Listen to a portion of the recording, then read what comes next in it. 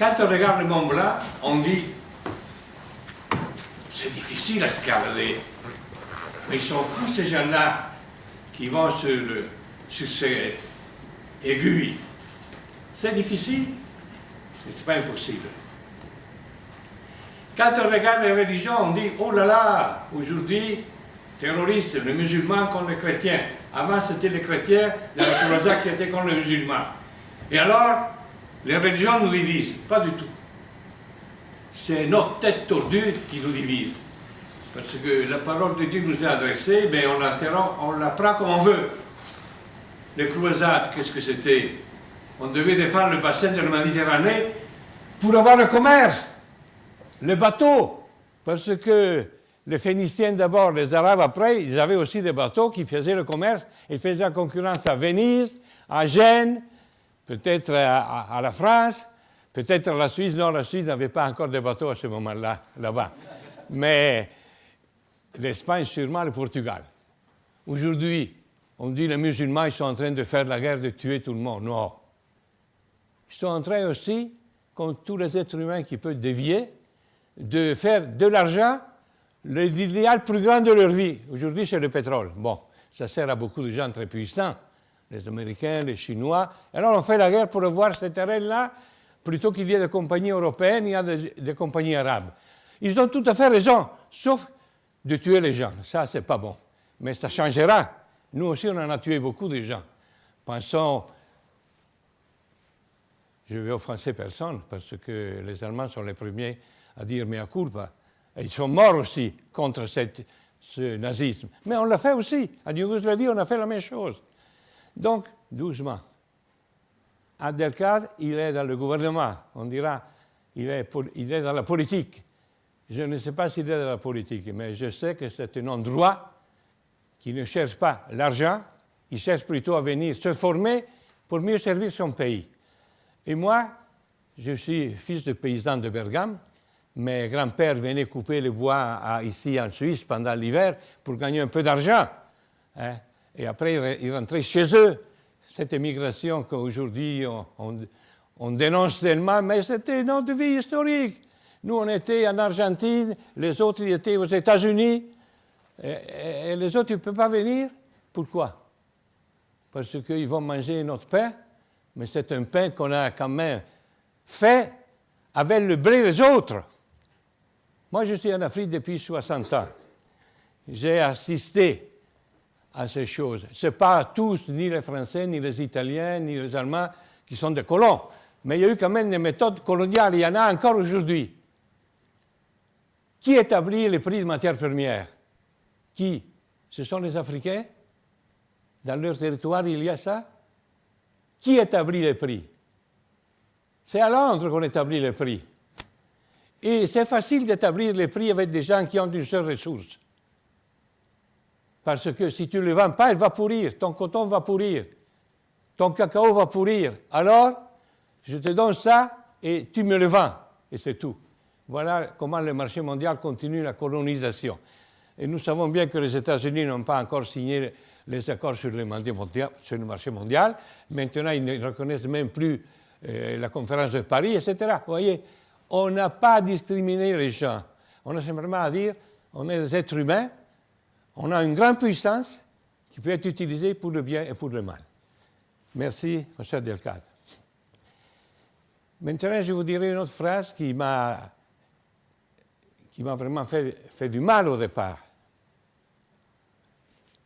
Moi, je suis un père jésuite. On a fait la théologie, la philosophie. Bon, ça ne sert pas à grand-chose à l'extérieur. Quand je crée la voiture en brousse, je ne suis même pas capable de changer la roue. Je dois aller appeler quelqu'un. Mais ça sert quand même un peu à réfléchir. Toutes les sciences, si elles sont honnêtes, sont une gymnastique de notre intelligence. C'est comme le petit enfant, s'il ne marche pas, et maintenant on va fermer la gymnastique à 4 ans, il ne se développe pas son corps.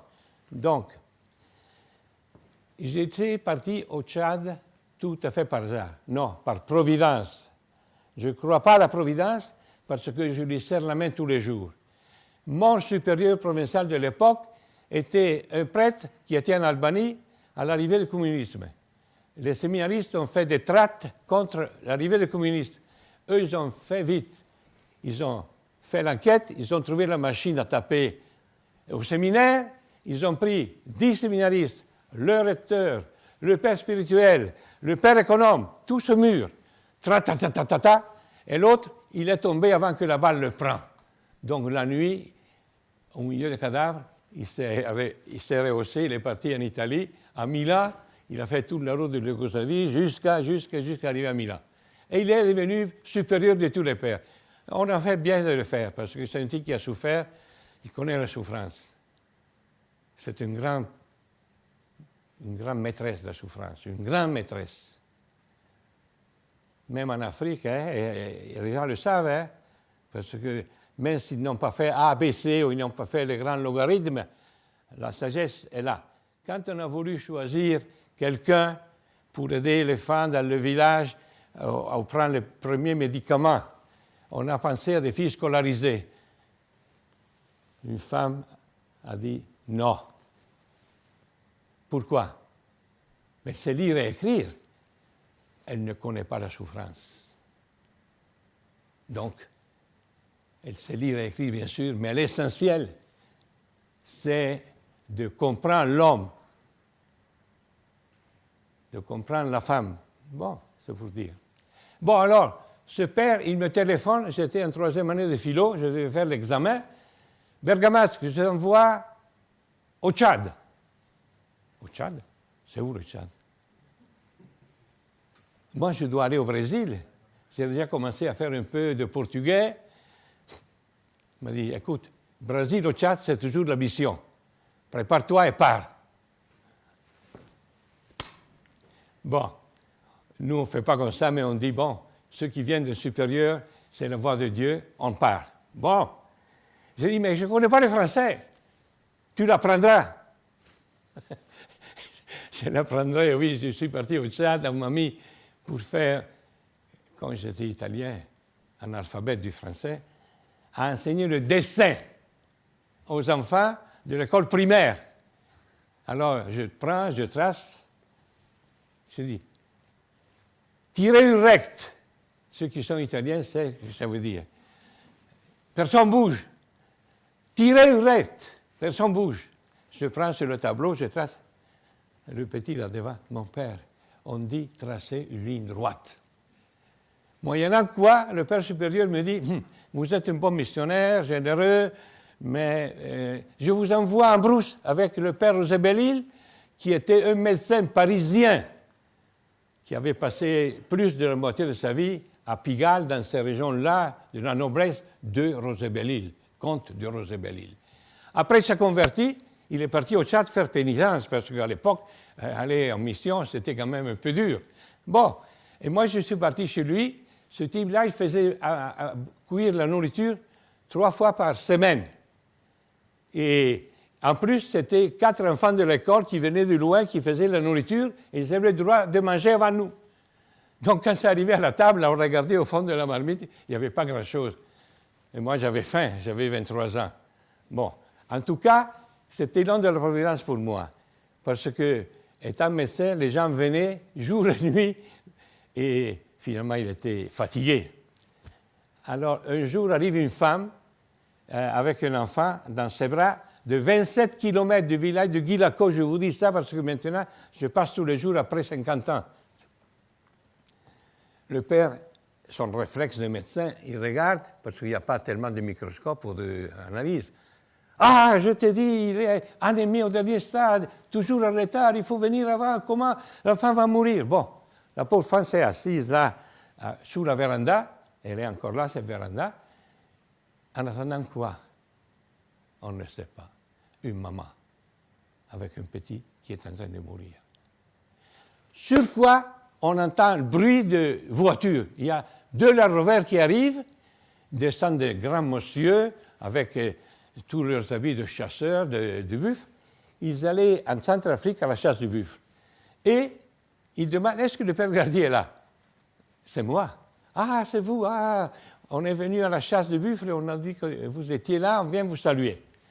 Et après, un des 4 ou 5, c'était tous des grands magnats milanais de l'industrie de saucissons, Citerio, Vismara, Conte Aliardi, bon.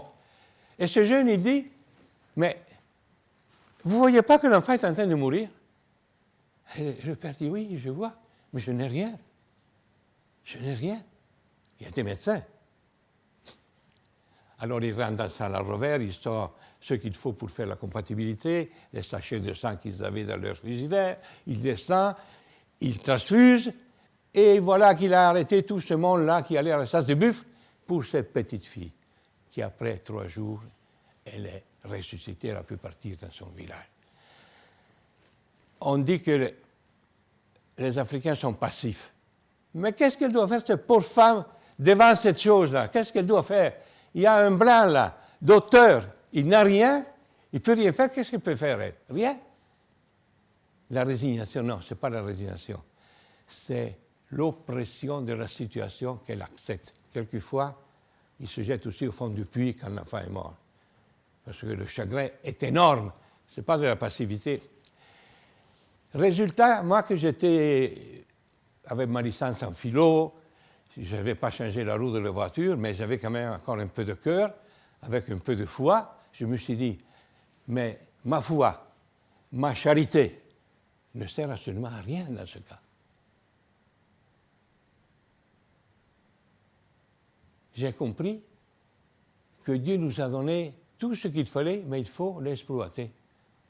Il fallait allier la foi, la charité, bien sûr, de grandes valeurs, avec l'intelligence, la technique, la technologie, la science. On a mis souvent foi et science contraires, mais non, c'est encore des bêtises comme les croisades et comme les luttes actuelles de religion. Ça n'a rien à voir. C'est notre paresse. C'est notre paresse. On a peut-être découvert des choses, mais on ne les partage pas aux autres. On reste tranquille dans nos villes, on a tout au téléphone, on vient nous prendre. Mais ces gens, pourquoi ils sont comme ça? Ah, pourquoi ils sont comme ça? Ça, c'est un gros problème à résoudre sans donner la faute à personne. Notre liberté est une liberté potentiellement puissante, mais très limitée par le contexte. Marx disait que les conditions matérielles conditionnent l'homme. Et on a dit qu'il était hérétique ou quoi, parce qu'il y a aussi le spirituel. Mais le spirituel d'un corps qui est en train de mourir, qu'est-ce qu'il va faire? Est-ce qu'il a le temps de réfléchir, d'aller étudier pour faire avancer le monde? Non, il est en train de mourir. Les conditions matérielles. Pourquoi ils sont comme ça? Ah, allons encore regarder l'histoire. Il y a le climat, il y a les éloignements des grands centres, de la mer en particulier. Le Tchad, on est à 2000 km de la mer. Ceux qui sont sur la mer, bon, ils ont appris quelque chose aussi des autres qui passaient avec les bateaux pour aller en Inde. Bon, résultat, voilà. On s'est trouvé là dans cette situation et ma fulguration, pour moi, c'était une fulguration. On ne peut pas aller faire quoi que ce soit si on ne joint pas l'idéal avec le changement des conditions matérielles qui permet d'utiliser la nature aux fins par lesquelles Dieu l'a créée, c'est-à-dire au service de l'homme. Donc il faut étudier. Et vous êtes en bonne position tous ici, tous les gens qui avaient beaucoup étudié, qui allaient encore étudier, et je vous félicite. Avancer, ce n'est pas rien, c'est important. Alors, je suis venu ensuite en théologie à Lyon, la capitale, la ville lumière de la théologie. Il y avait les grands savants, là, des Lubat, Teilhard de Chardin, tous ces gens-là. Et finalement, je suis reparti encore au Tchad. Et arrivé au Tchad, voilà que mon supérieur, à la place de m'envoyer à Kiabé où j'étais, il m'envoie à Goundi. Je ne connaissais rien du Goundi. Il m'a envoyé là, tu vas là-bas. C'était comme le provincial avant. Brésil, Tchad, c'est la même chose. Bon, je suis parti là. Et là-bas, j'avais passé quelques mois à la Sorbonne au moment de la grande révolution de mai 68, où, entre autres, on disait les structures, il faut les détruire, parce qu'elles conditionnent la liberté de l'homme, et après on va faire un monde nouveau.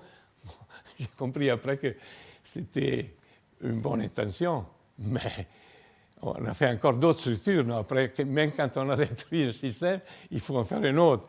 L'homme est un être sociable, il faut des structures. Mais j'ai appliqué ça quand je suis arrivé dans ces régions qui étaient à 60 km du premier hôpital, l'hôpital Baptiste, et à 180 km de l'hôpital de l'État. Les gens venaient me dire, voilà un malade, il est en train de mourir, il faut le mener à l'hôpital. Je dis, ce n'est pas mon travail. Moi, je suis prêtre, je dois prêcher la parole de Dieu, sinon ce qu'on disait à Paris, la ville lumière, il faut annoncer et après laisser les gens faire. Bon. Après, j'ai eu le bonheur ou le malheur, à mon avis, c'est toujours la providence. On fait, pendant le carême, des retraites, surtout dans les villages, on passe une journée, 2 journées. Et j'avais choisi un test parmi d'autres, le bon samaritain, parce que c'est un beau test, et sûrement très stimulant. Et après Pâques, sont venus un groupe de jeunes chrétiens qui me disent, mon père, est-ce que le bon samaritain est mort? Est déjà mort. Je dis, mais pourquoi? C'est une parabole, c'est un exemple. Pourquoi? Parce que quand on vient chez vous, vous dites, ce n'est pas votre travail d'aider le malade. Et là, dans l'évangile que vous avez lu, on dit, et toi, va et fais de même. Bon, nous, on est partis évangéliser, mais on est évangélisés. C'est la même parole, c'est la même révélation. Mais nous, on l'a entendu à notre manière. Eux, ils l'ont entendu dans le sens germinal. Tout homme. Et dans cette affaire-là, il y a une chose révolutionnaire, parce qu'il a donné l'exemple du plus grand commandement. Il n'a pas pris 2 religieux. Les 2 religieux sont en faute. Ils passent devant le malade, ils s'en vont. Ils courent au temple probablement à chanter quelque chose là-bas. Mais un païen, le Samaritain est un païen. Les Juifs considéraient les Samaritains des païens. C'est lui qui est devenu l'exemple de ce que Dieu veut que nous fassions dans nos relations humaines.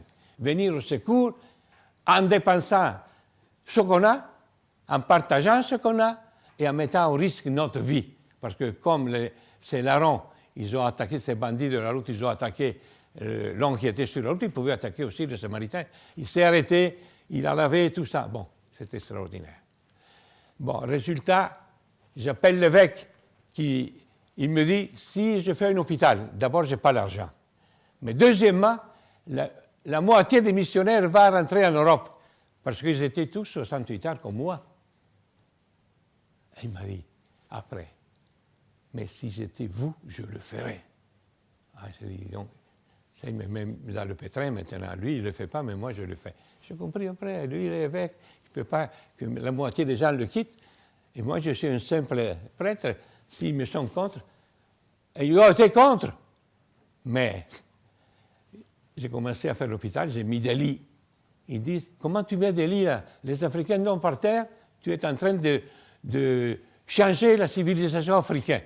J'ai dit, mais écoute, tu vois un docteur là à genoux, sur une natte, qui continue à soigner le malade comme ça? Il faut un lit. Ah, mais il y a dans les écorces des arbres, dans les racines, il y a les médicaments. Tu amènes les médicaments de l'Europe, là, c'est du colonialisme.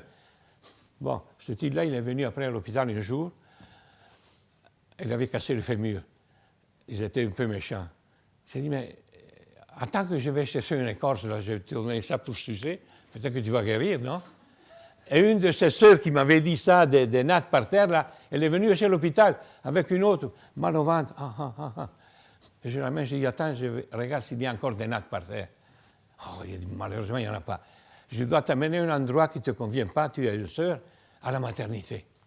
C'est là qu'on a une chambre pour le privé. Je te mets là. Ah, ça va bien. Il y a 2 lits même, toi et ta sœur.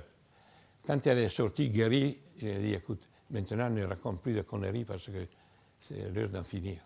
Bon, oui, merci, ils sont partis. Voyez, les gens parlent, ils ne connaissent pas la souffrance, sinon la leur, celle des autres.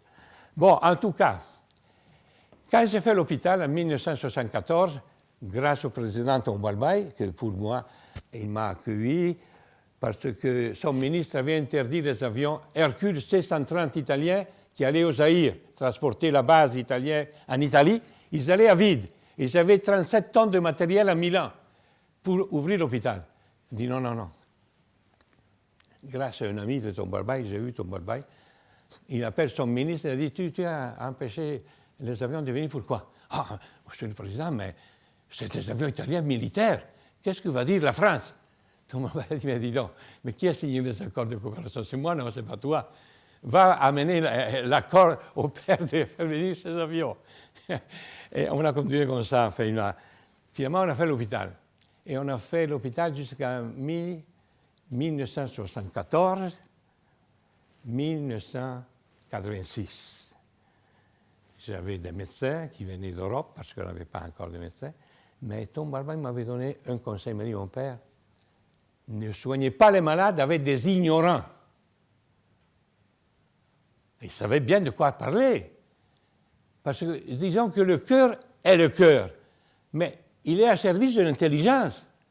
Dans nos missions, tous, catholiques, protestants, tous, on a donné des médicaments aux gens, on a fait des petits dispensaires aux gens, mais souvent, c'était le cœur, ce n'était pas la science. Il y avait des sœurs en particulier, ce n'était pas leur faute, et on ne les envoyait pas à l'école supérieure, mais le cœur, il l'avait, il soignait. Il m'a dit, soignez pas des étudiants, ne soignez pas avec des ignorants. Nos frères protestants, c'était un peu la même chose. Ils faisaient 4 ans de formation, 3 ans et demi, c'était la Bible, et 6 mois, c'était l'école d'infirmiers. Et Tombarbaye était de cette église-là qu'il avait quittée. Parce qu'à un certain moment, avant l'indépendance, quand il a voulu faire la politique, on lui a dit que la politique, c'est l'urine du diable. Alors, il a quitté l'église pour faire sa politique, et il est devenu président. Et évidemment, c'était un des hommes qui avait étudié, il était instituteur. Bon, en tout cas, c'est pour dire, il ne faut pas toujours écouter trop les gens, mais il faut avoir sa propre réflexion, sa propre conscience. En 1986, passent des gens de l'école d'Anvers. L'école d'Anvers, c'est l'école de santé publique qui a propulsé Alma-Ata. Le professeur von Balen et Mersenier, ils ont passé 40 ans au fond de la forêt congolaise, où ils ont découvert ce système. Devant la situation qui était celle du Tchad, ils ont proposé une chose qu'on va tout de suite voir en résumant. Ils me disent, ils viennent chez moi, ils visitent, ils disent, mon père, votre hôpital travaille très bien, mais il est inutile. Ouh, coup de massue sur la tête. Les sœurs qui étaient là, mon père, mais qui vous a mené ici, là? Des gens qui nous découragent comme ça, c'est pas la peine. J'ai dit, bon, écoutez, s'ils nous disent comme ça, ils auront des raisons. Et de fait, ils nous disent, les enfants qui viennent chez vous avec le paludisme, vous les soignez, vous les guérissez. Les enfants qui viennent chez nous malnutris, vous les guérissez. Et après, quand ils vont au village, vous savez, vous, qu'est-ce qu'il arrive? Mais ils sont guéris. Il dit, ils sont guéris. Faites une enquête. J'ai réussi à convaincre une sœur qui vient avec moi. On avait déjà l'hôpital en fonction. 4 villages, on a tiré au sort tous les gens, les 4 villages sur les 160 qu'on avait. Et on a fait le screening de tous les enfants qui étaient venus à l'hôpital pendant les 6 mois précédents. On est parti dans les villages. Chef de village, on doit réunir les gens pour la santé, oui. Et on commence à faire l'appel, vous voyez, présent. Après, Al-Aramadji, Goto, ça veut dire il est mort. Ronel, morte. Finalement, il y avait un tiers de ces enfants qui étaient morts. Et la faute de qui? Ce n'est pas la faute de l'hôpital. On travaillait bien, ils sont reconnus. Mais c'était le système purement hospitalier, ou bien hospitalier et dispensaire déconnecté, qui était une mauvaise utilisation des énergies et qui aboutissait à l'échec. Bien sûr, on sauvait des gens, mais d'autres mouraient qui pouvaient être sauvés. Alors il nous a expliqué, et ils nous ont parlé d'Alma-Ata, et nous, on a commencé tout de suite. J'ai d'abord envoyé 2 médecins à Alma-Ata, à Anvers, à l'école de santé publique. J'ai envoyé une sœur aussi. Et en 1990, on a lancé le système de santé intégré du district sanitaire de Goundé. On avait 4 000 hospitalisés sur 65 000 habitants quand on a commencé. 20 ans après, on a 84 000 malades consultés et soignés, et il y a 6 000 hospitalisés. Ça veut dire quoi? En proportion, vous allez voir. Au début, on avait un malade sur 4 qui était hospitalisé. En 2010, c'est la dernière statistique que j'ai là, on avait un malade sur 13. Ça veut dire quoi? Ça veut dire que le système de santé intégré, qui est composé d'un hôpital, il est nécessaire, parce que certains disent, mais l'hôpital coûte cher, faites des dispensaires. Non, non. Un hôpital avec 9 centres de santé, dispersés sur le territoire à distance de 20-30 km, avec des infirmiers formés à quoi? À la délégation de tâches médicales. Parce que le système est basé, vous avez peu de médecins, vous regardez quelque part, en ville ou en brousse, mais il ne peut pas parcourir tout. Donc, il faut déléguer des tâches sur formation et pas simplement sur protocole qu'on donne et il met dans le tiroir, et supervisé régulièrement par un médecin qui fait, non pas le gendarme, mais il fait la formation continue en partant des cas auxquels il assiste. Quand il est là en supervision, il ne corrige rien du tout. C'est à l'après-midi, quand c'est fini, qu'il va corriger ces gens, il va les former. Les résultats sont extraordinaires. Un aspect important, c'est que si les infirmiers sont bien formés, s'ils sont bien supervisés, on arrive à soigner et guérir dans le centre de santé de 80 à 85% des consultants au prix d'1 euro. 1 euro. Il y a toutes les statistiques là. Je ne me rends pas dans les documents statistiques. Vous les avez là tout à l'heure, vous les prenez, vous pouvez la photocopier, les analyser. Bon, de 15 à 10% sont référés à l'hôpital. Quand ils arrivent à l'hôpital, ils vont d'abord à la consultation externe, où c'est un médecin qui les consulte. Ce n'est pas un infirmier. Parce qu'on suppose que les infirmiers qui sont dans les centres de santé sont les meilleurs qu'on a. Donc, ce n'est pas la peine qu'ils voient encore un infirmier faisant 40 km ou 50 km à pied pour arriver. Mais ils sont consultés par un médecin. Ils décident des nouveaux examens, s'ils sont nécessaires, un diagnostic qui va aboutir avec une prescription, et le 6%, le 5% sont encore guéris en externe, au coût de 7 000 francs de moyens. 7 000 francs CFA, ça veut dire à peu près 10 euros, 11 euros. Bon. Le 4-5% est hospitalisé parce que la pathologie demande l'hospitalisation. La moyenne d'hospitalisation est de 8 à 9 jours, ça dépend. Mais le prix, lui, 60 euros. 1 euro, 12 euros, 60 euros. Si on n'avait pas ces centres de santé, à la place de dépenser 1 million par an de soins, on en aurait dépensé bien plus, parce que ce n'est pas que tous les gens qui étaient malades seraient venus à l'hôpital, mais enfin, quand vous allumez un espoir quelque part, le malade, il fait des kilomètres, il vend tout pour pouvoir aller guérir. Et on avait 6 000 hospitalisés. Mais sur 135 000 habitants, entre-temps, la population a été augmentée, soit par les naissances, soit par les soins de l'hôpital, les enfants ne mouraient pas comme avant, soit par l'immigration des gens du Nord qui sont venus au Sud, des éleveurs et tout ça. Donc la proportion était, avant on hospitalisait 1 sur 4 consultants, maintenant 1 sur 13. Et avec ces prix que je vous donnais, vous voyez l'intérêt de la santé publique.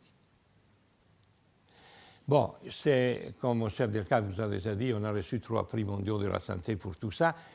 La motivation était d'avoir transformé une structure traditionnelle, hospitalière traditionnelle, en une structure de santé publique. Et c'est pour ça qu'on a reçu ces prix. Et je crois, à part, parce que ce n'est pas moi qui ai fait le médecin là-dedans, il y a des médecins, des infirmiers, des administrateurs, les gens ont bien travaillé. Mais ils ont été bien encadrés. Pas seulement par la discipline, mais aussi par la formation continue qu'on leur apporte. Alors je me suis dit, Goundé, c'est un petit morceau de terre du Tchad, mais ailleurs il y a aussi des gens qui ont besoin. Les mêmes besoins sont là. Comment on va faire pour arriver à ces gens-là? Et là, je me suis souvenu du président Omar Baye. Ne soignez pas les malades avec des ignorants. Parce que les organismes internationaux, ils viennent nous tromper. Peut-être qu'ils ne veulent pas nous tromper, mais de fait, ils nous trompent. Ils viennent avec de l'argent, et une chose qui a réussi, on va la multiplier, sans penser aux hommes qu'il faut former d'abord, et alors l'argent va en fumer.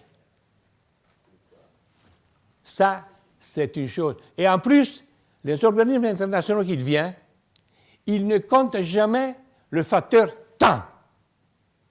L'homme n'est pas une machine. Tu lui mets de l'argent devant, il va changer de comportement. Et il faut des siècles. Exagérons pas, mais il faut quand même des décennies. Or, tous les plans de ces gens-là, c'est plan de 3 ans, plan de 4 ans, plan de 10 ans. Et après, ils viennent nous dire la santé pour tous à l'an 2000. Oui, allez courir derrière la santé pour tous à l'an 2000. Parce qu'ils ne pensent pas que le psychologique est quelque chose de fondamental. Et pas seulement le psychologique, la culture d'un peuple. Tous ces gens qui viennent là, qu'est-ce qu'ils connaissent de cette culture-là? Ils donnent les mêmes paradigmes qu'ils ont en Europe. Avec 2000 ans d'école, mettons, si ce n'est pas 1000 ans d'école. Ces gens, ils ont leur idée de la réalité, mais c'est une réalité à leur mesure. Ils ont trouvé des solutions à leur mesure. On vient avec des mesures tout à fait étranges. C'est comme si moi, me mettais dans un appareil qui va sur la Lune, là, claquer les boutons. Qu'est-ce que je connais? Rien. Il faut étudier la culture. Le docteur Leopoldo, qui est le médecin-chef de l'hôpital de Goundé, c'est un Chilien. Il est venu en 1990. Il a écrit un article récemment que je vous laisse là-dedans. Il est là-dedans. Il dit, si tu veux travailler, lui il dit en Afrique, parce qu'il connaît l'Afrique, il ne faut pas d'abord travailler comme médecin. Il ne faut pas d'abord étudier la médecine. Il faut étudier l'anthropologie, la culture de ces gens. Bon, cet avant et après, ce n'est pas temporel, évidemment, mais c'est logique. Logique. Si tu ne connais pas les gens. Je vous donne un cas pour rire. Il y avait une sœur qui avait commandé un beau lit d'accouchement. Elle était heureuse comme tout. Maintenant, les femmes, ils viendront toutes et resteront sur le lit. Le lit ne fermait la femme au moment que l'enfant est en train de sortir. La femme saute par terre. Elle accouche par terre. Évidemment, nous, les Blancs, on crie, non, toi, ignorant, comme ça. Les microbes, ils vont. Un jour, l'infirmière dit, ma sœur, la femme est par terre parce qu'elle pense que si l'enfant ne touche pas la terre, il n'a pas de mère. Où sont nos écologistes, là? L'écologie, ils l'ont découvert avant nous, et ils l'ont appliqué aussi avant nous, en certains cas. Alors, la sœur intelligente, finalement, elle a compris. Elle a mis sur le lit un sachet de terre. Évidemment, ces microbes étaient toujours sa fixation. Il l'a mis dans un nylon en prison, il les a mis. Et après, quand la femme venait accoucher, il disait, fais attention, hein, mets bien ta main sur la terre, autrement, ton enfant ne va pas vivre. Toutes les femmes restaient sur le lit. Restaient sur le lit. Alors maintenant, la médecine moderne, là, il y a des méthodes de diagnostic qui sont extraordinaires. On fait des questions, on fait des choix, on tape à l'ordinateur, ça sort. Le diagnostic et le traitement. Allez, vas-y. Et le malade, là, avec nos guérisseurs là-bas, c'est pas comme ça. Il commence à te palpoter. Et finalement, ils vont sortir un caillou, un osselet. Voilà ta maladie. J'ai là dans ma main maintenant, je vais te soigner. Le malade est déjà à moitié guéri, psychologiquement. Et nous, avec nos ordinateurs, là, on dit au malade, voilà. Allez, au revoir. Voyez, ça, si on ne connaît pas la culture, ce n'est pas dire qu'on doit prendre tout dans cette culture. Mais avant de la rejeter pour remplacer, ces plans-là qu'on remplace comme ça, là, à toute vitesse, ça ne tient pas. Hein. Vous avez essayé de planter des arbres en Afrique, on fait la fête des arbres. Dans tous les pays, maintenant, on fait la fête des arbres. Les écologistes sont arrivés là aussi. Mais l'année suivante, on fait encore la fête de l'arbre à la même place. tous les plants qu'on a plantés sont séchés, il n'y a pas assez de conditions climatiques suffisantes. La même chose, c'est pour la leucémie souvent. On donne aux malades le traitement et ne soignez pas les malades avec des ignorants. Ça référait aux médecins, aux infirmiers ignorants, mais aussi aux malades. Ignorant veut dire qu'il ne connaît pas cette mentalité occidentale qui met tout à la mathématique, et c'est normal. Et vous leur donnez le traitement, 20 comprimés, pour les amis par exemple, eh bien, qu'est-ce qu'il fait lui? Il pense que si je mets dans le thé 2 sucres, il est un peu sucré. Mais si je mets 20 carreaux de sucre là, c'est bien sucré. Donc il va tout avaler. Parce qu'il n'a pas la mentalité scientifique. Et avec l'esprit de partage qui est extraordinaire. Extraordinaire. Et vous arrivez dans un village, on est en train de manger, la première chose qu'ils font, ils ne vous demandent même pas qui vous êtes. Ils vous lavent les mains, et vous commencez à manger avec les autres. Mais le médicament, ce n'est pas la boule. Ce n'est pas la polenta. Il faut C'est le fait maintenant du sida au Tchad. On est arrivé à cette gratuité des antirétroviraux. C'est bien. En soi, c'est bien. On a combattu pour qu'on enlève tous les brevets et tout ça. Mais dans une population qui n'est scientifiquement pas formée, parce que nous, même si on est des gens qu'on n'étudie pas tellement, la télévision continue à nous bombarder tous les jours de ces choses-là. Qu'est-ce qu'il faut faire? Vous arrivez à créer des résistances. Parce que si à la place de prendre votre traitement, normalement, vous le prenez parce que votre femme a eu une plaie au pied, vous lui donnez un peu d'antirétroviral. L'enfant, il a la fièvre, vous lui donnez un peu de ça. Le traitement est incomplet et donc ça se crée des résistances. Et actuellement, dans certains pays, on a fait ce système à la va-vite. Les antirétroviraux de première génération n'agissent plus. Il faut aller au deuxième et au troisième qui coûte cher. Bon, c'est pour dire l'importance de connaître la culture, la mentalité des gens, de ne pas être pressé comme nous le sommes toujours en Europe, mais de se mettre au pas des gens, pas passivement, mais utilisant, par exemple, la visite médicale, et c'est Almata, pour faire aussi de l'éducation du malade. La visite infirmière dans les centres de santé pour faire de l'éducation du malade. Parce que s'il s'agit de distribuer simplement les médicaments, on peut amener des machines pour les cigarettes ou pour les bonbons, on craque et on mange. Mais ce n'est pas ça. La santé, ce n'est pas ça. Il faut avoir du temps pour qu'on suive l'être humain à son rythme et le former. Voilà. Ça, maintenant, ce sont les éléments fondamentaux de Alma-Ata. Et l'autre chose fondamentale qu'on est en train d'oublier, même si on a signé les documents de Alma-Ata et de Bamako, le médecin qui est chargé des centres de santé, le médecin chef de district, si on peut ainsi l'appeler, mais qui ne reste pas au bureau tout le temps, autrement ça ne sert à rien. Le médecin qui a la charge des centres de santé, il faut le respecter. C'est lui qui va gérer son personnel et le temps de son personnel. Et ce n'est pas tous les jours que l'organisme international arrive, j'ai le ver de Guinée, j'ai l'onchocercose, j'ai ceci, programme sur programme. Le pauvre médecin chef du district, il ne sait pas quoi faire. Et finalement, ça se déperd, cette homogénéité d'intervention, ça échappe au médecin chef qui doit gérer tout ça, et lui aussi se fatigue à la fin. Bon, en fait, surtout qu'ils arrivent avec de l'argent pour donner aux uns et aux autres, et ils sont pressés d'avoir des résultats. Or, la moisson a son temps. Autrement, on la fait sécher. Mais après, tous ces gens-là, quand on trouve les résultats, ils sont déjà partis. Ils sont au Tchad, après ils sont en Guinée, après ils sont au Madagascar, après ils sont au Vietnam, après, leurs recettes, comme ils ne connaissent pas les situations locales assez longtemps, ah, mais là, on fait comme ça. Ah, mais là, on fait comme ça. Mais tu n'es pas là, tu es ici. Commence à regarder. Ça, c'est très important. C'est un genre de psychologie qui nous vient de notre, pas tous, mais de notre esprit de supériorité. Que nous, on connaisse tout et les autres ne connaissent rien. Ce n'est pas vrai. Si nous regardons bien, on va voir. Par exemple, pour la traumatologie, Mais il y a des techniques traditionnelles qui sont bien plus efficaces que celles de traumatologue européen, parce qu'il a un tas de nécessités, de ceci, de cela, de stérilité. Et si ce n'est pas une fracture ouverte, ils arrivent bien mieux. Et dans notre hôpital, quand ça arrive comme ça, on va les envoyer chez le guérisseur. Et le problème de la médecine traditionnelle aussi, à cause de notre supériorité intellectuelle ou ethnique, on dit « oh, ça c'est de la vieuxterie ». Non, monsieur, non. C'est de la vieuxterie. Et elle a sauvé beaucoup de gens. Évidemment, il faut que la science rentre aussi là-dedans pour bien analyser ces choses, bien les conditionner, bien donner une posologie qui correspond à nos structures qu'on a étudiées, modernes, mais on n'a pas...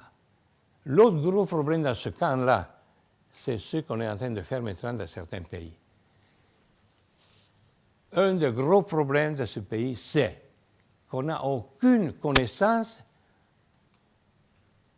de la femme enceinte, sinon qu'elle va accoucher. Mais elle a un bassin étroit, qui le sait. Donc c'est le jour où ça commence à accoucher qu'on l'amène à l'hôpital en détresse et souvent elle meurt en route, surtout quand vous êtes à 100 km d'un hôpital. La femme enceinte, on soigne la malnutrition des enfants. Ça, c'est l'OMS. Mais j'ai eu à dire récemment aux représentants de l'OMS et de l'UNICEF, vous soignez la malnutrition aiguë, chronique même. Mais vous sauvez physiquement l'enfant, mais l'enfant est déjà blessé à son cerveau, parce que dans les 2 premières années de vie, c'est là que les cellules se multiplient. Après, elles se remplissent de matière cérébrale. Mais ce n'est pas le contenant. Alors, l'enfant, il faut commencer à le soigner où? Dans l'utérus. Parce que si sa maman ne mange pas, elle peut donner de soi-même, mais la quantité de ce qu'elle a à donner, elle est limitée parce qu'elle a mal mangé ou elle mange mal. Et donc, après l'enfant naît, le lait maternel encore consomme une partie de la substance résiduée de la femme, et au bout de 6 mois, il commence à avoir un lait qui a de l'eau. Et après, l'enfant meurt de malnutrition, ou ceux qui sont à côté d'un hôpital, on va à l'hôpital chercher quoi? Les fameux sachets de l'UNICEF de plompinote. Il est fait de quoi le plompinote? Arachide, huile, sucre et lait. On n'a pas besoin d'aller en Danemark pour le prendre. Au Tchad, on produit les arachides, l'huile d'arachide, le sucre. On n'a pas de lait. Il y a beaucoup de bêtes, mais c'est un élevage extensif. On devrait arriver à avoir du lait aussi, si on passe à un autre argument, l'intégralité de la chose. Alors, il prend le plompinote et qu'est-ce qu'il a dit? Quelquefois, la maman prend le plompinote, on lui donne 10 sachets, elle va à la maison, elle a besoin d'aller acheter du sel, elle va au marché, elle vend le plompinote et elle prend le sel pour la famille. C'est encore manque d'instruction. Ne soignez pas les malades dans l'ignorance, il faut les éclairer. Le développement sanitaire, il n'est pas solitaire. Il dépend de la nourriture. La nourriture, c'est le premier médicament, il n'y a rien à faire. Deuxièmement, de l'hygiène. Quand on prend l'eau sur la route dans une flaque d'eau, on la laisse déposer, après elle est claire, on la boit. Mais les microbes sont là. 5 minutes. Alors je m'arrête, vous verrez les documents. Voilà. Dans ce village est arrivé un infirmier dans un centre de santé construit par la population. Je l'ai mis là. 15 jours après, arrive une fille de 19 ans. L'infirmier l'analyse, 2 jumeaux transversaux. Elle dit, écoute, moi je ne peux rien faire, il faut que tu ailles à l'hôpital. Les parents de la fille sont venus. Avec quoi? On la met sur le dos. Ils ont pris une charrette, ils l'ont emmenée. Ils ont vendu 2 gros poissons fumés qu'ils avaient pêchés dans le lac. Ils ont tué la charrette. Ils ont traversé à Gué un fleuve avec de l'eau haute comme ça, sur une route qu'on appelle Berbéré. C'est la Paris-Roubaix. C'est le pavé en argile. Elle arrive à l'hôpital 2 jours après. Le docteur est en train de partir en congé le jour après, il part. Mais grâce à Dieu, elle est arrivée encore quelques heures avant, il l'a opéré. Il y a 2 jumeaux qui sont sortis. Vous les voyez là. Maintenant, tourne l'autre. C'est là, voilà les 2 petits jumeaux. Et voilà l'autre. Encore les mêmes. Il y a un élément commun. Et le voilà maintenant 3 ans après. Ça, les 2, plus la maman, seraient morts, sûrement. C'est ce qu'il arrive très souvent. On ne le sait pas toujours, mais quelquefois on le sait. Bon, l'autre qui est là, c'est la même chose. Tournez. Ça, c'est une fillette aussi qui est arrivée, la maman, de 20 km à pied. Elle devait aller à 78 km pour aller à l'hôpital. Notre hôpital était construit, mais pas ouvert. Le docteur qui était là, le chirurgien qui était là, il a dit, mais on la met sur la table et on l'opère. Parce qu'il n'y a pas d'alternative. Donc, il a opéré, voilà, la fillette maintenant, elle a 4 ans. Avec sa maman et de ces cas, il y en a plusieurs. C'est pour dire qu'il ne faut pas attendre que les gens viennent à l'hôpital. Ça, c'est Almata. Il faut aller chez eux, mais pas aller chez eux indépendamment de ce qui va arriver après. Il faut créer le système de santé intégré. Supervision médicale et formation du personnel qui est sur place continue. Pas simplement le diplôme d'infirmier. D'ailleurs, pour les médecins, c'est la même chose. Et Almata insiste qu'un médecin qui fait 5 ans sans rien étudier, il est nul. Il va devenir nul. Bien sûr, en Afrique, il n'y a pas un sens critique de la population très grand. On est toujours mon docteur, mais si on ne se tient pas en connaissance, on perd, on arrive à 0. Bon, merci. Je m'excuse. Quand je me mets à parler de ces choses, ça me tient trop au cœur. Mais vous avez des questions à poser, si vous avez donné encore quelques minutes, ou bien c'est fini. Merci beaucoup.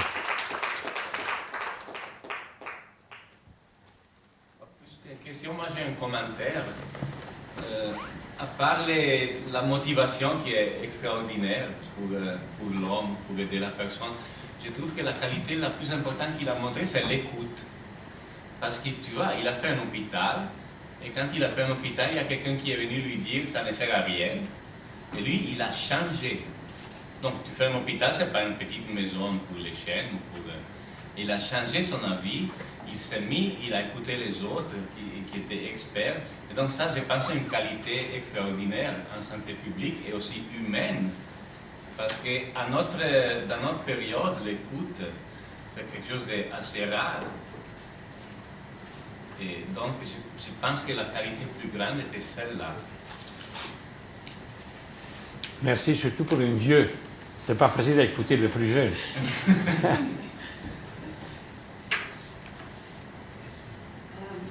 Moi j'ai une question, c'est peut-être plus pour Abdelkader que pour vous, par rapport aux populations nomades. Tu parlais qu'il y avait un grand pourcentage, et je me demandais comment on arrivait à les intégrer dans l'hôpital, dans les centres de santé. J'ai été aussi au Tchad, et j'ai aussi travaillé avec ce genre de populations qui sont souvent pas dans les pourcentages officiels, en plus, donc ont un peu peur d'être approchés suivant comment vous arrivez à les faire venir à l'hôpital, à adapter votre système? Là, il y a 84 000 habitants, des recensements familial un à un. Si tu veux recenser ta famille, il faut qu'ils soient présents. Parce qu'après, il y a les voyageurs qui viennent se mettre dedans. Non. Il y a 18 000 éleveurs. Parce que c'est une région avec le lac Tchad qui exonte. Après, il y a de l'herbe qui pousse très rapidement et les éleveurs reviennent. Ce sont des pluies à 2 mètres d'eau, mais à partir de novembre-décembre, ils commencent à redescendre du nord pour venir pâturer. C'est normal. Il y a 4 000 pêcheurs aussi autour du lac, famille de pêcheurs. Alors, pour les pêcheurs, ils sont saisonniers, mais ils ne rentrent pas chez eux. Quand l'inondation commence, ils vont sur des places plus élevées et ils restent en attendant qu'elle descende, ils font un peu de champ. Alors, pour les pêcheurs, c'est plus facile. On a acheté un hors-bord et il y a un infirmier qui fait régulièrement le tour des bords du lac. Et à mesure que les gens nous connaissent, ils ont des jours, ils viennent là et on va... C'est un centre de santé ambulant, si on veut. Maintenant, en plus, les maïoticiens qu'on a, on a fait une dépense extraordinaire parce qu'il n'y en a pas beaucoup de l'argent actuellement.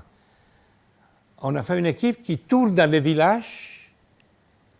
Ils sont 3 équipes, 1 par secteur, avec un échographe portable chinois. Coûte 6 000 € chacun. J'en ai acheté 2, il m'en manque encore 1. Mais c'est important parce qu'à l'échographe, on peut voir la position de l'enfant bien. On peut voir aussi le bassin de la femme, on peut faire des mesures et on peut aussi voir. Et là, on peut orienter ces femmes au centre de santé grâce à quelqu'un qui reste, qui est la sage-femme traditionnelle. Un capital extraordinaire que certains théoriciens européens viennent mettre en doute en disant « Ah, ces gens-là, c'est comme les guérisseurs. » Mais ces femmes-là, c'est un capital de confiance dans la population, unique, parce qu'elles ont mis au monde la maman, la fille qui vient accoucher, la grand-mère était la camarade de cette femme, ils se connaissent bien. Elles connaissent tout. Et cette femme amène la femme en difficulté qu'on a détectée avant, 1 mois avant, à l'hôpital, où il y a des maisons pour les femmes des villages qui viennent. Chaque village ou 2 ou 3 villages font une maison et ils attendent. Et quand c'est le moment de l'accouchement, que l'enfant ne va pas, eh bien, le chirurgien est là. Le magicien est là. Il y a, on ne l'utilise plus en Europe, l'aspiration par la ventouse. Il y a la symphysiotomie aussi, on peut faire très bien. Il y a aussi une autre technique que je n'en parle pas parce que maintenant elle est honnie et bannie. On peut élargir encore le cartilage jusqu'à un certain point. Il faut être très expert, autrement la femme va rester paralysée après. Mais à Goundy, le père François, qui est chirurgien, il le fait. Et on a sauvé beaucoup de femmes comme ça, sans besoin de césarienne. Bon, à la limite, césarienne. Bon, sans exagérer. Les nomades. Les nomades, je vous dirais une chose. Ils sont avides de santé. En particulier les Fulbe. On dirait qu'ils viennent d'un autre monde. Ils viennent à l'hôpital avec toute leur famille pour se présenter. Et quand les enfants sont malades, ils viennent 3 à 4. La femme n'est pas seule, le mari vient aussi. Maintenant, ce n'est pas tous, parce que les éleveurs ne sont pas tous Fulbe. Il y en a aussi d'autres qui ont peut-être des réactions un peu différentes. Mais je note que les éleveurs, il faut, comme pour les pêcheurs, organiser des équipes nomades voyageurs qui passent dans les campements à tel jour. L'important, c'est de donner la date et de la respecter. Parce que le gros malheur de ceux qui font les programmes, c'est qu'ils ne les respectent pas. Même pour les vaccinations. 1 fois, 2 fois, 3 fois, la femme vient de 20 km, les vaccins ne sont pas encore arrivés. Ils ne sont pas encore arrivés, à la fin, ils ne viennent plus. Il y a 3 choses dans la médecine pour réussir. La science médicale, hors du doute, avec la connaissance de la culture. Deuxièmement, il y a la fidélité au calendrier, qui veut dire pourvoir au matériel nécessaire le temps voulu. On l'appelle la logistique, non? Il y a des logisticiens. Bon, c'est une qualité qui est sortie maintenant. Pas toujours ils sont des logisticiens vrais, ils sont des mangeurs d'argent aussi. Parce qu'il faut le dire. Combien de fois il y a rupture de stock de vaccins? Et troisièmement, il faut l'argent. Et l'argent ne vient pas de rien. Moi, je suis blanc, j'ai le malheur d'être blanc, je peux me mettre un peu de cirage. Les Blancs, ils ont l'argent, ils le fabriquent. Les gens de la brousse, ils n'ont pas fait les études d'économie mondiale dans n'importe quel institut. Ils regardent comme ça. Les Blancs trouvent toujours une solution. Il faut faire attention à ne pas créer un esprit de parasite. Il y a déjà eu la colonie qui a fait ça. Parce qu'on a tout pris, on a donné quelque chose. Quand on avait besoin, on allait chez ces gens-là. Mais il faut faire participer les gens au coût de la santé. Alors, le recouvrement des coûts dans ces structures-là que je vous ai décrites est là. En centre de santé, on arrive de 90 à 100% de couverture. Donc, on n'a pas besoin de financer la santé primaire si elle est bien faite. La santé consultation externe, on couvre le 40%. La santé hospitalière, on couvre le 7%. Donc, quoi faire? C'est l'État qui a la charge constitutionnelle d'assurer à sa population, d'une manière ou d'une autre, en Europe, on paye les impôts, en Afrique, il n'y a pas des impôts, mais il y a des biens quand même qu'on exploite. Il faut penser pas seulement aux armes, pas seulement aux grands palais, mais on pense aussi aux routes, et c'est une très bonne chose, hein, mais quelquefois il y a des choses. Il faut penser à la santé. Et ne pas inventer surtout la santé gratuite. Ça, c'est une autre utopie que les Blancs ont mis à la tête de ces gens. Là, il n'y a rien de gratuit. Les Blancs prépayent la santé. Il faut le dire clair. Tous les impôts, qu'est-ce qu'il faut? Ils prépayent la santé. En Afrique, il n'y a pas d'impôts. Merci. Respecter un peu le thème, je ne sais pas s'il y a d'autres questions, d'autres commentaires, de réactions à la conférence. Il faudrait une semaine pour expliquer tout, mais enfin, ça sera une autre fois. Donc, vous remercie encore une fois et merci et à la prochaine. Merci à vous. Merci. Et merci de m'avoir supporté, parce que j'ai vu que vous étiez très attentifs et je vous remercie. Ça encourage aussi à continuer la lutte pour une juste. Je vous dirai encore une petite chose. J'étais au Vatican, convoqué, ils m'ont payé même le voyage. C'était tous les hôpitaux catholiques du monde. On était 500. Prêtres, sœurs, laïcs, beaucoup de laïcs. Et ils ont invité des grands mandarins de nos universités américaines, françaises, espagnoles, italiennes, faire des gros discours pour lesquels, au troisième jour, avant de finir, j'ai dit, je demande la parole. Je dis, tant que vous faites des recherches, il faut le faire, mais avec modus et misura, disaient nos ancêtres, il faut aller soigner ceux qui sont en train de mourir. Le paludisme n'a pas besoin de recherche encore, commencer à soigner avec les médicaments actuels, et vous sauverez des gens. Et ainsi d'autres maladies qui sont faciles à guérir. Et il nous a convoqués pour des grands parleurs. Bon, ça va. Il y avait 4 cardinaux là aussi, j'espère. Le pape n'est pas venu. Vous savez, il devait venir parler, et il nous a fait savoir que le dimanche, il regrettait, il nous a envoyé la lettre de son discours, il a dit, lisez, mais moi je dois servir le repas à 1500 pauvres. Ça, c'est bon. Bon, merci.